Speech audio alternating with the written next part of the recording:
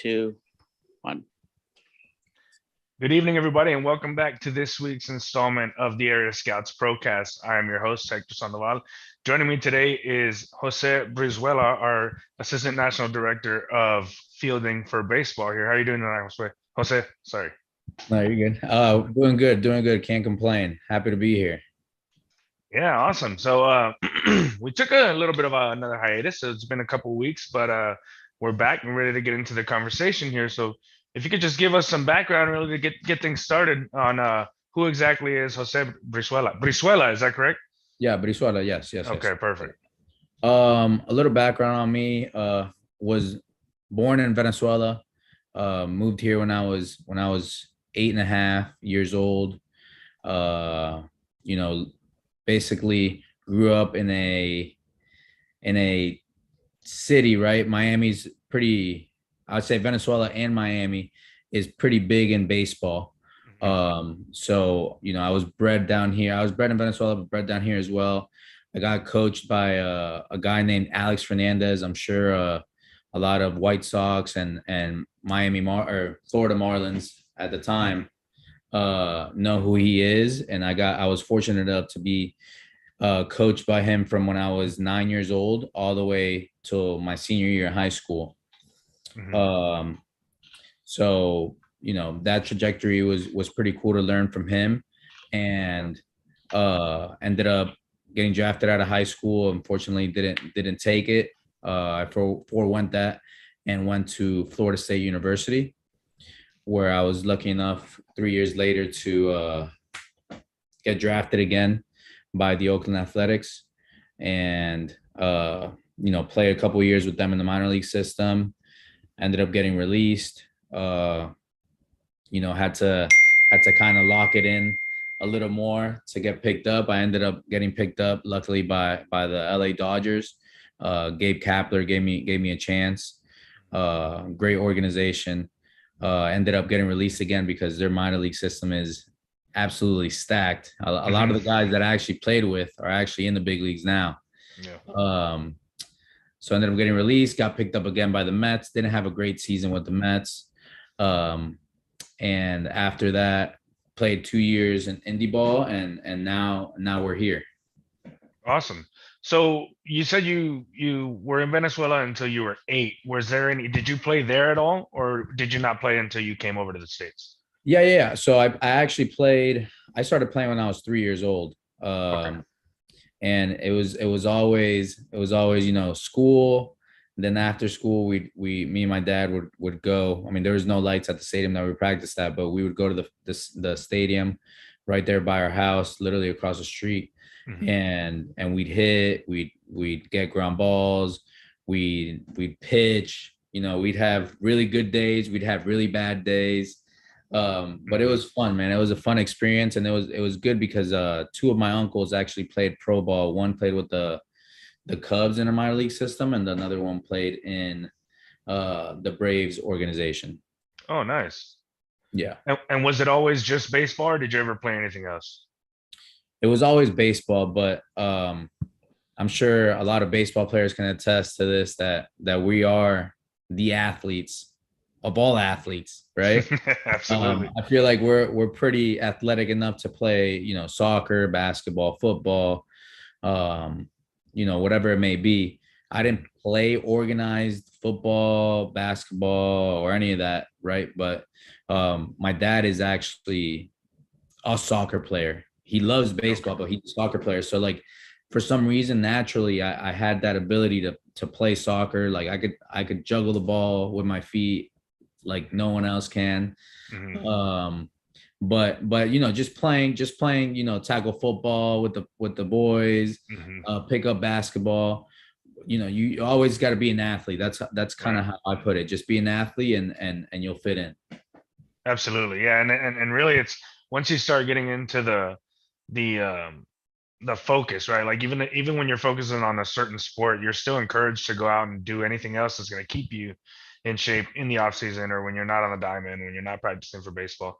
So I definitely believe that the activity being out as a youth is very important for development of a player.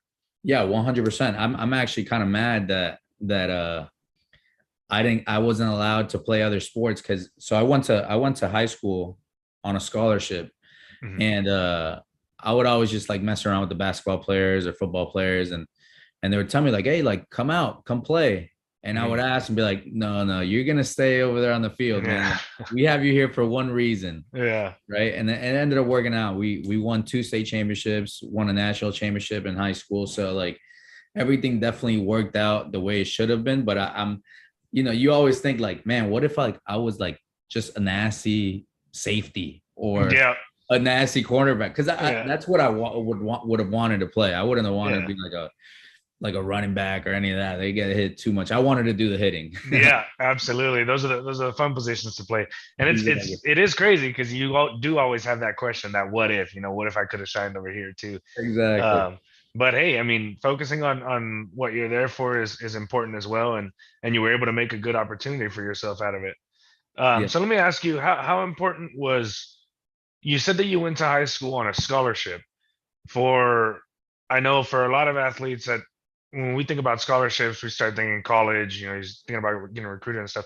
For high school, I imagine in high school, what was the name of it? Was it an academy, like a sport academy there in Florida? It was a private school.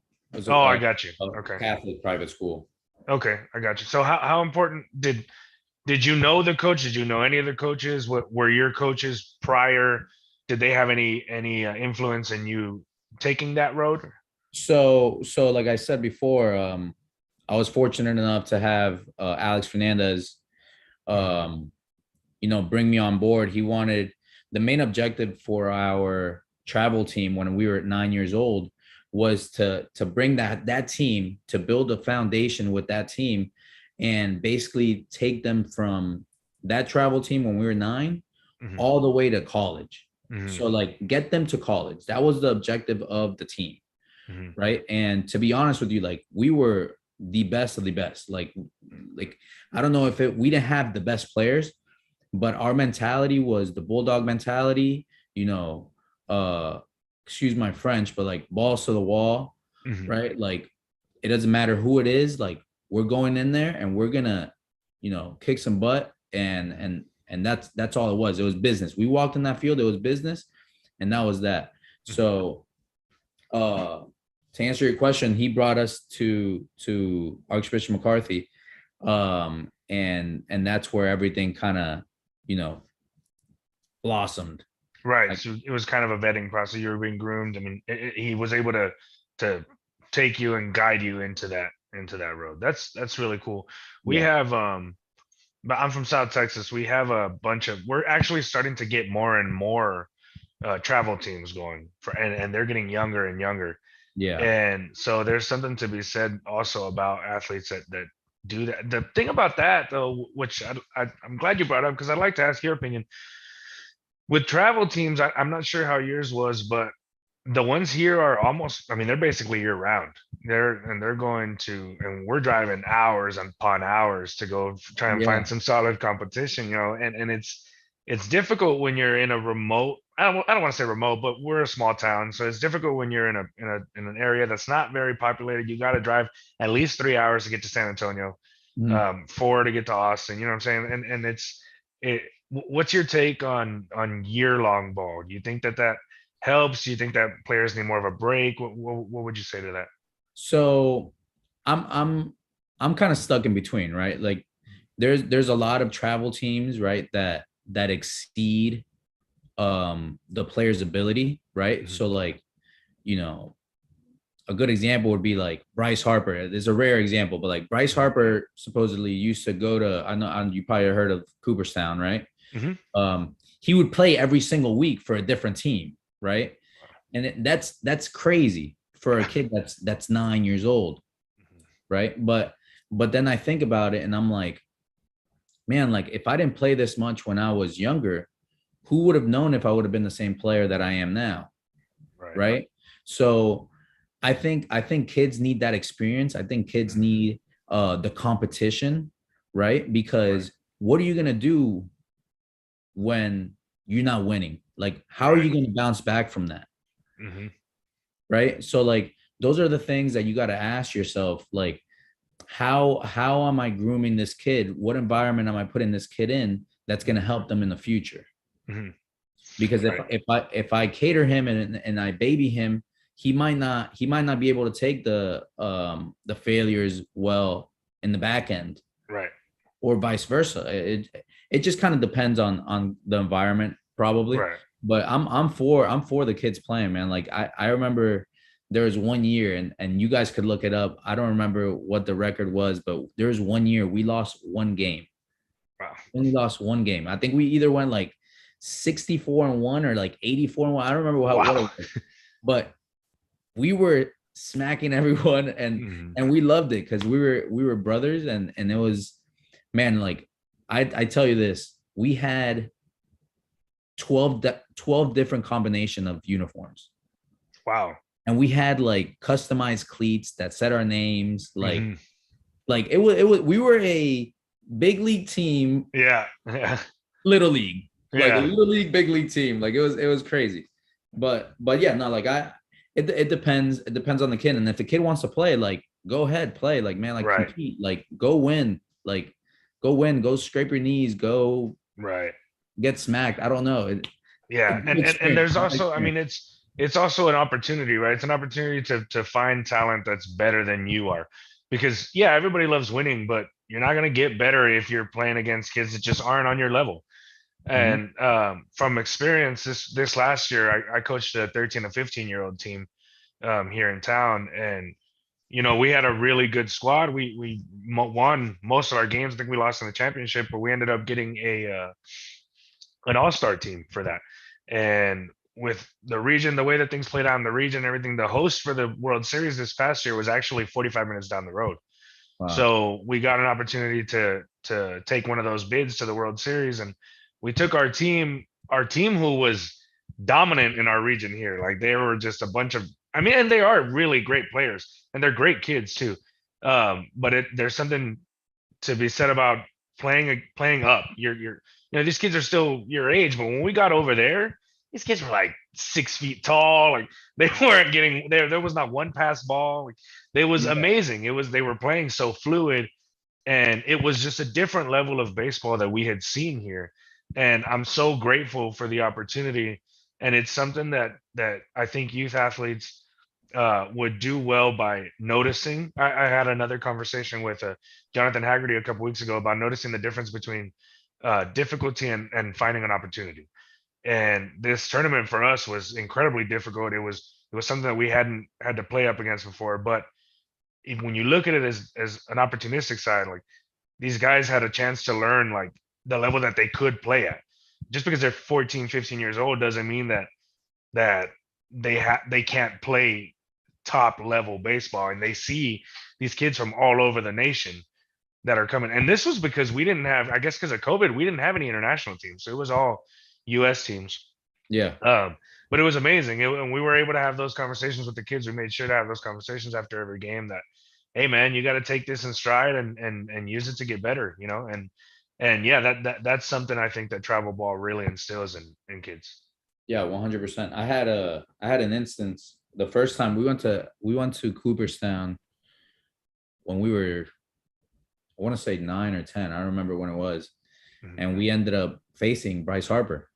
Oh, And mind you, we thought we were the best. And I, right, and I believe that's how you should think at all times. of course, right. If you don't, it's very hard to win. Hmm. Um, and man, Bryce comes out and he's at 42 feet or 44 feet. I don't remember what the The feet length was. is, yeah.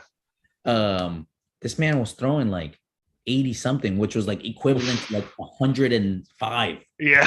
And this guy throws he into the come going into like the sixth inning, he's throwing like a perfect game. And we're Wow. and we're like we were run ruling teams. Yeah. So we face Bryce, and he's like a little chubby white dude, like just like whatever, like throwing fuzz. Uh, And we end up losing. And then we're like, like we'll come back. So we came back like 2 years later, I think at 12 mhm. U, I think is the last age. I'm not sure. And we get to the championship game, and I kid you not, the players that we were playing stayed at our hotel, and they were driving. Wow. They were driving cars, and we're like, what in the world is happening? To the point where we're like, all right, like, yes, they can be bigger than us, but like, we're good too. Like, let's find that Right. opportunity that you were Yeah. talking about. Hmm. To where we ended up finding out that opportunity. They made a couple mistakes. We didn't make any mistakes. Hmm. We capitalized on them, and we ended up winning. Hmm. Right. So it's just those little things that, like, man, like that happened, what, like 18 years ago or something Hmm. like that. Hmm. And it's still in my mind because it was something that I overcame with my teammates, right? Yeah, absolutely. It's those pivotal moments that stick with you, especially in sports, and when you're able to overcome something like a person who's a foot taller than you and driving a truck to the game, and Yeah. you're getting dropped off by your mom in the soccer van. Like it's Yeah, yeah, exactly. absolutely. Exactly. Yeah, that's a good memory to have. So going back to the high school days, I understand you were drafted out of high school, right? You were drafted out of high school Yes. by remind me of the team. The Reds, By Cincinnati the Reds. Reds. Okay. But you chose to go to Florida State instead, play some college ball. Yeah. What goes into that decision? How do you? I imagine that for a kid, playing who's been working for all of this and then to finally get drafted, it's got to be a tough decision to be able to decide. No, you know what? I'm gonna go and try and hone my skills some more and go to Florida State, go to college, and play a little bit more before, so I'm ready. What goes into that? So I still remember, there was it was a tough situation because I knew I was good enough to get drafted higher than I did. Hmm. Um, and as the process is going and I'm waiting for my name to be called, I start hearing rumors about, you know, scouts saying that I was asking for money, for more money than I should have gotten or whatever. Just a whole drama, right? Oh, okay. and and and that kind of, as soon as like the 10th round left, I was just like, you know what, like, I'm just gonna go to Florida State, right? Like, Hmm. I wasn't even entertaining that anymore. Like, I knew what I had was good, Hmm. right? And when I went to Florida State, like, I absolutely loved it. Like, the environment, I had never been to a place like that ever in my life, right? Like, Hmm. I was basically like in Miami, you don't feel that like country vibe, right? And Right. you don't feel that like, um that family that the Seminoles have. Right. Right. Um so like whenever that went by, and I was like, you know what, like, I'm not even gonna pay attention to the draft anymore. I literally left my house. I was like, yeah, I'm not worrying about this. Like, I'm a Seminole and I'm just gonna concentrate on that. Hmm. Um, and a lot of scouts thought that I wasn't going to go to Florida State because I had this thing where, like, I didn't pay attention in school at that moment. I didn't pay attention in school. Right. My main focus was baseball. Um, and it ended up working out that I ended up, yeah, I got drafted, and I'm super grateful for that. Right, it's something that I have on my resume, and not a lot of people can say, like, hey, I got drafted out of high school and out of college, right? Right. Um, So, I was fortunate enough to be able to go to a top school at Florida State, and that was it. Like, that was my decision. And I was a player that wanted to sign. I wanted to start my career right there and then. Right. But, sometimes God has a different path for you to take, and that was the path for me. Right. Absolutely. Were you we interviewed another Florida State alum a few weeks ago, maybe a month ago. Were you there about the same time as Carlos? Yeah, we actually went in the same time. We were Really? both freshmen at the same time. Yeah, and it's funny because the group that we both brought in was really special, and a lot of people in the university even said it. In this program, it's called Summer C, for all like freshmen and stuff to come in, and they were shocked that, the baseball players, football players, basketball, we were all getting along. Hmm. um, so we had a lot of characters on the baseball side, and then you have guys like Carlos, who's a character as well, and we Hmm. had a couple of guys on the basketball team, and then we all hung out, and everyone was pretty tight, right? Hmm. Like, Right. we would do all events together. There's times that we would go out to dinner, whatever it may be. just have a good time, experience, what Florida State is all about. Right. Um, so it was definitely a fun time. Got to watch them obviously win a World Series. I mean, a World Series, a The national Natty. championship. Yeah. We ended up going to the World Series, didn't win, but that was a great experience as well. So it was Absolutely. awesome. Yeah, that's it's, I mean, obviously it's great to be in an environment like that. It's even better when it's a winning environment at the time that you're there. Yeah. The Yeah, whole culture is amazing to be a part of, I bet. exactly. Uh, Now, what are some of the differences that you could tell me between well, actually, really all high levels of baseball, because every year that you played, you were playing at a high level. You were going to Cooperstown, you were playing on scholarship in high school. You went to a top D1 college in baseball, and then you've been through the MLB, the minors, and the international league. What are some of the differences, if you can highlight any of them, between the different levels? Like, do you have to step the game up a whole lot more from high school to college, college to minors, and so on? So I think for me at least, I didn't try to make it bigger than it was, right? Mhm. Because at the end of the day, it was just a game. Right. I remember, my first at bat in high school. Like I remember my first at bat in college, right? I was fortunate enough to my first at bat in college, I actually hit a home run.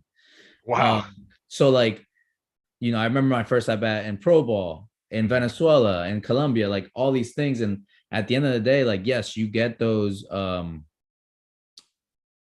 butterflies in your stomach, Right. but I never let the moment get bigger than me. I just like kind of relax, Mhm. just calm down. Like, hey, like we've been playing this game all of our lives. Like, let's just, like I said before, let's just be an athlete. Like, Mhm. you belong here.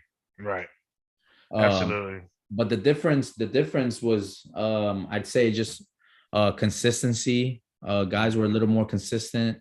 Guys were stronger, and you notice that as soon as you step in, you could see the difference, and you're like, okay, like, all right, I understand this, I understand that, but also in the back of your mind, just like, hey, don't let things speed up on you.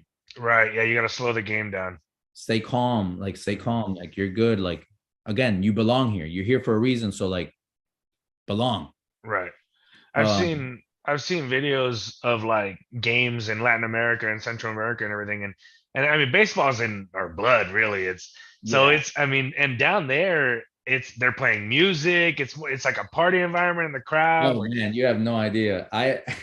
So it's funny because my first game in Venezuela, mhm, um I had just been called up from like the little minor league mhm, uh thing they have going on over there. And I played 3 games, did great. So I get, called up to the big team, and we're playing against my favorite team in mhm, Venezuela yeah, called Leones de Caracas. uh-huh. And 6 inning rolls around, and the third baseman hits a ground ball. And as he hits the ground ball halfway to first base, he starts grabbing his hammy. And Oh and no. as soon as that happened, I was like, oh my God, I'm going in. Yeah. So I'm like, just play cool, just play cool. Yeah. Like, so I was fortunate enough, I got coached by Ozzie Guillen. Oh, That was my, nice. that was my manager there. And it's funny because his son actually managed me in Colombia, which is another, Wow. yeah. So he goes, Brizuela, go to third base. And my heart like just dropped, and I was like, oh my God, I'm making my debut in my Yeah. home country. Like, this is like a dream. Like, okay, cool. Like, I didn't say that. I just grabbed my glove, didn't even like have tape on, like nothing. Yeah. I went out there naked. I basically felt naked. Yeah. There's like 15,000 people in the stands, and I Mhm. start warming up, and 3 throws, and I'm like, I'm good. And the guy playing first base is Jose Martinez, Cafe Martinez. Oh yeah. He played for the Cardinals, the Rays, the Right. Mets. And after 3, I go, hey, I'm good. He goes, you good? And I was like, yeah, I'm good. I'm good. He's like, okay, whatever. So, I have all these fans, and they're screaming, Leo, Leo, Leo, Leo, like for Right. Leon. Right.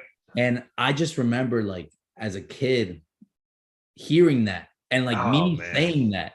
And I'm like, man, like I had almost like an out of body experience. Like, holy crap. Like, this is real. Yes. Like this is like even right now, I kind of feel like that sensation Yeah. just talking about it. And there's a righty up, and I was just like right at that moment, I was like, hit me a ground ball, hit me a ground ball, hit me a ground ball, hit me a ground ball. Like I needed to get these nerves out of me. Right. As the at bat goes by, I end up getting a ground ball. I was like, all right, catch it. Like, okay, I caught it. Okay, like let's throw now. All Yeah. right. Yeah. I ended up throwing, like I got it out, and I was just like, all right, let's breathe. Yeah. Like I told you before, like it's a game, you belong, like you did it, like Yes. all right, sweet, let's go. Like, Yeah. and that was honestly one of like my favorite experiences in Venezuela. It was freaking awesome, man.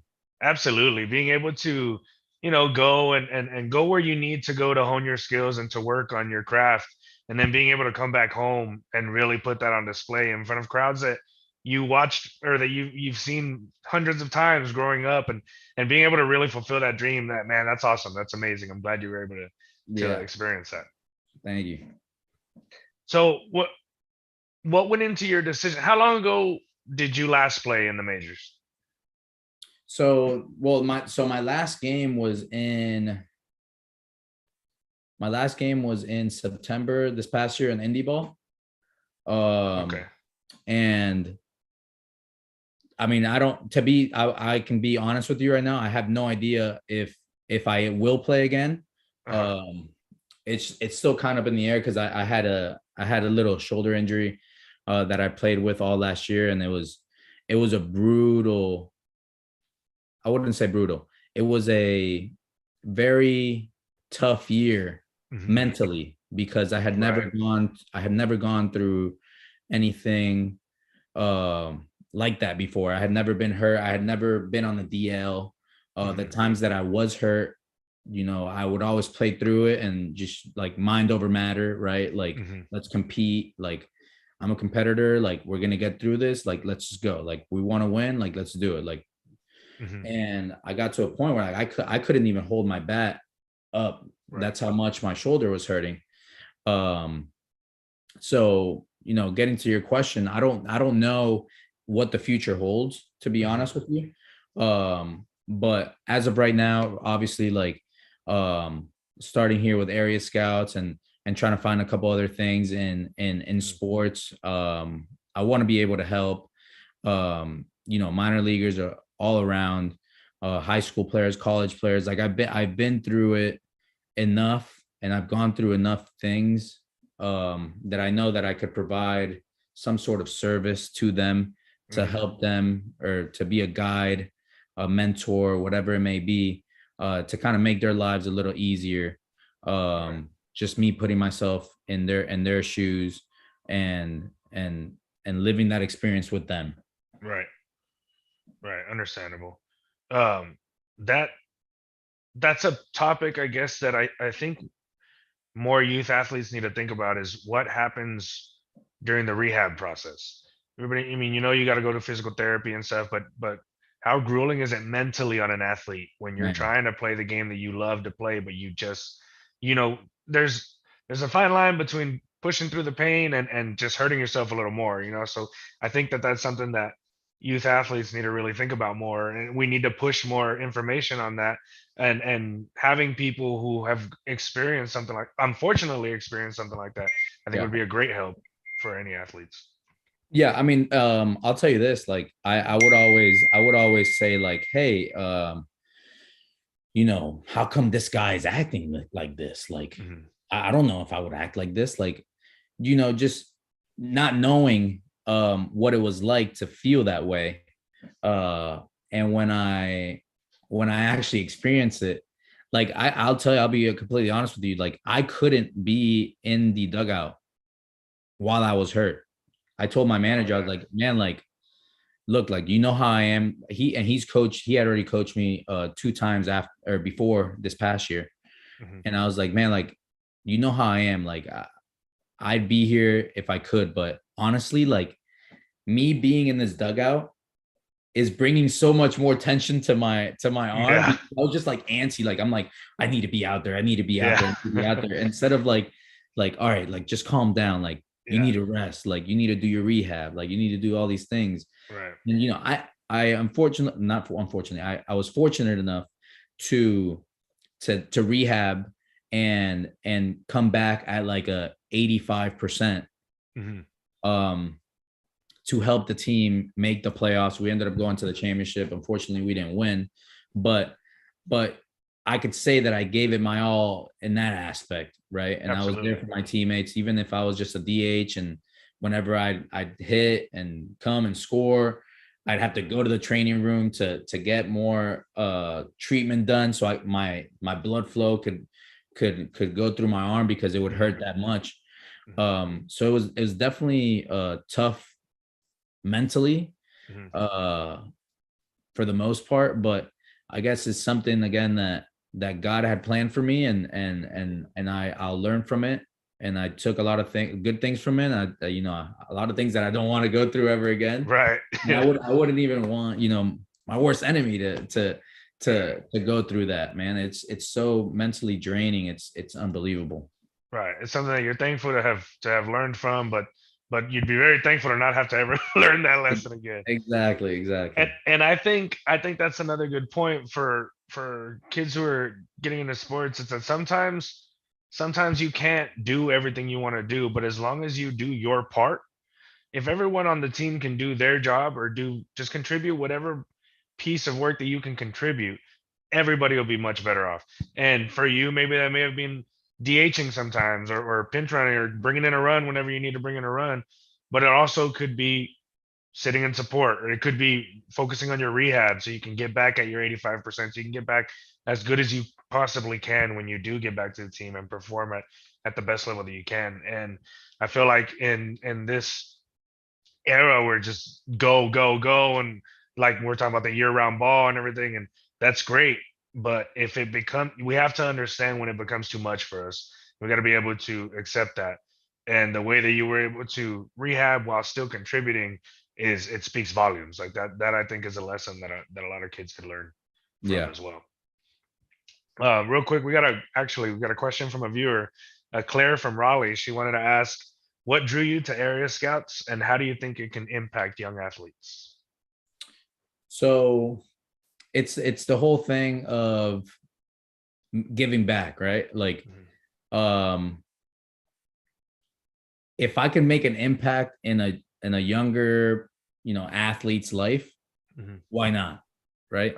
I wish I had something like this, when I was younger, to where I could see professional athletes go to work.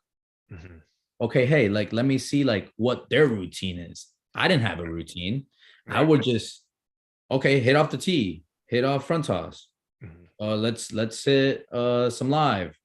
But like, my lives were way different than what the lives are now. Like, my lives was my dad trying to throw at me. I didn't hit the ball right. Like, it's like these different things. So like, if I could learn and see what these guys are doing, because I'm a very visual learner. Right. So like, if I could see like, okay, this guy's doing this. Okay, this guy's doing this drill. Sweet. Like, let me try to implement this in my game. Let me do this. And if it doesn't work for that person, cool. Right. To each his own. Everyone's different, and everyone's going to have these different drills that are going to lock them in. Right. So now when you have this platform that you could go in and you have a lot of different things that you can observe, I think it's great that younger players have the ability to go in and check these guys out. Right. Yeah. With a platform like this, you could be the Alex Fernandez to a kid who's across the nation who may not see you otherwise. You could be that mentor. I really appreciate all of our directors that have taken part in this, and the ones that will in the future as well. I feel like there's not a greater cause than helping the kids. And as however you want to take that out, if you think that sounds cheesy or corny or whatever, it's the truth, man. These kids, because the thing is, they're out there. They want to be out there. A big reason why we do the travel ball teams that I was telling you about now, I mean, we've been doing it here in town, but it has lately gotten a big uptick. I live in a border town, and it's a real nice little town. But lately it's been getting a little a little testy. I know a couple weeks ago we had a unfortunately a 12-year-old who was a youth player in town. He was a victim of a drive-by, Oh wow. and instantly the community started banding together. All right, what can we do to keep kids entertained in an area that we don't have much? We don't have parks for them to go to all the time. We don't have anything. So a lot of the members of the community stepped up. People who were coaches already for the regular leagues throughout the year have now started. I want to say in the last few months started like 6 travel ball teams, boys Wow. and girls. Um, so when it comes to reaching the kids and trying to give them something to do, if they want to be on the field, if they'd rather be on the field than out on the street, like who are we to not allow them to have that privilege? You know what I mean? Like that's Yeah. why I think that's why I got into coaching. I'm sure that's why you're getting into area scouts with the reach to have some influence over kids who wouldn't have that resource otherwise. Yeah. And those kinds of things are definitely going to make a difference in youth athletes, and I appreciate you for being a part of that movement. Thank you, man. So real quick, we'll do our last question here. What I wanted to ask, which might be one of the more meaningful ones, and for all the athletes that are listening out there, if you could have a piece of advice to give a youth athlete, whether that be mentally or physically or just figuring out where to play or how to do it, what would your advice be to youth athletes who are trying to pursue a life in sports? Um, man, that's tough. Because there's so many things that I could say um that could make an impact. But I would say don't give up. Mhm, Don't give up no matter what anyone says. Like, don't give up. You know, if you truly believe that you could play at a high level, mhm. um, do it. Like, show up, get to work, and don't let yourself down, right? Like, Right. if you say you're gonna do something, do it. Mhm, If you want to be that guy, but show us how you're gonna be that guy. You know, if you gotta wake up early, go wake up early and hit off the tee. mhm. If you got to get extra ground balls, do it. Like, those are the little things that you have to do that in the long run will help you be that guy that you're supposed to be, you know, be the best Right. guy on the team. Maybe be a better teammate, right? Mhm, Where like you could tell your teammate, like, hey man, like do this, like, or mhm, come take more ground balls with me. mhm. Like, hey, like let's work together. Right. And then you build a bond with that person. And that makes it easier and funner whenever you hold each other accountable. Mhm. But I honestly, I'd say don't give up, because there's a lot of guys out there that are negative and kind of want to bring you down with them. Like, Mhm. no, like you see someone negative, get away from them Yeah. and concentrate on your craft and you know, go as long as you can, Mhm. because at the end of the day, baseball isn't forever, right? You won't play the game forever, Right. but the friendships and all of that that you find along the way will last forever. Right. Absolutely. Drive, commitment, all that, they're gonna go a long way. They're gonna build bridges that you won't have otherwise. And it's a road that's tough, and it's filled with trials, and it's filled with sometimes 2 a day, 3 a day practices, and Yeah, sometimes you go a few hours without a meal, and it's gonna be troublesome sometimes, but the yeah, payoff is amazingly worth it. 100%. And then don't get caught up in the failures. Mhm. I honestly, me, like, go reach the failures, Yep. fail Mhm. as much as you can. Mhm. That way you learn more when you fail. Yep. Fail, because at the end of the day, baseball is a game of failure. Mhm. So learn how to take those failures the right way, so when Mhm. you do start succeeding, it's a lot easier. Absolutely. Absolutely. Well, I appreciate you coming on with us tonight and having this conversation. I appreciate the insight that you give to the youth athletes, and I look forward to having you back. Perfect. Thank you, man. I appreciate you having me. Of course. And for you guys watching, follow us on Area Scouts on all platforms at Area Scouts, Facebook, Twitter, Instagram. We're now on Discord. at Area Scouts. You can come pose any questions you want. We're building a community there so that we can all interact with our directors, with everybody that's taking a part in it. And until next time, thanks again, Jose, and hope you have safe travels out there. Thank you, man. See you. All right, thank you guys. Bye.